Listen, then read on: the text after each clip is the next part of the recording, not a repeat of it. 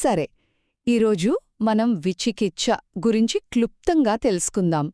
మీరు ధ్యానంలో కూర్చున్నప్పుడు మీ మనసులో ఎన్నో ప్రశ్నలు రావడం గమనించారా? అయితే మనం మాట్లాడుకునేదేదో సాధారణ సందేహం గురించి కాదు.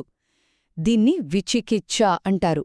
ఇది మన పురోగతిని పక్కదారి పట్టించే ఒక రకమైన మొండి సందేహం. మరి ఈ మానసిక అడ్డంకి మనల్ని ఎలా వెనక్కి లాగుతుందో ఒక 3 కోణాల్లో చూద్దాం. ముందుగా మొదటిది, ఇది మన నమ్మకమనే పునాదిపైనే దాడి చేస్తుంది. అంటే మనం నడుస్తున్న మార్గం, మన గురువు, మన తోటి సాధకులు వీళ్లంతా నిజంగా సరైన వాళ్లేనా అనిపించడం. ఈ నమ్మకం లేకపోతే ఇక మన ప్రయాణం మొదలవ్వకముందే ఆగిపోతుంది కదా. ఇక రెండవది, మనం చేసే సాధనపైనే సందేహం రావడం.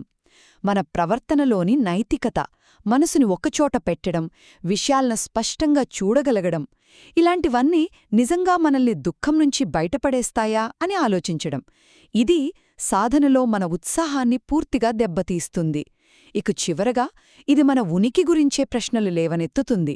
మన గతం గురించి, భవిష్యత్తు గురించి, అసలు మన పనులకు ఫలితాలు ఉంటాయా లేదా అనే దానిపై సందేహం పుట్టించడం. ఇది మన ప్రయాణం మీద మనకున్న బాధ్యతనే బలహీనపరుస్తుంది. కాబట్టి సారాంశమేంటంటే, ఈ సందేహాన్ని గుర్తించడమే కాదు, దాని స్వభావాన్ని అర్థం చేసుకోవడమే ధ్యానంలో మనం ముందుకు వెళ్లడానికి మొదటి అడుగు.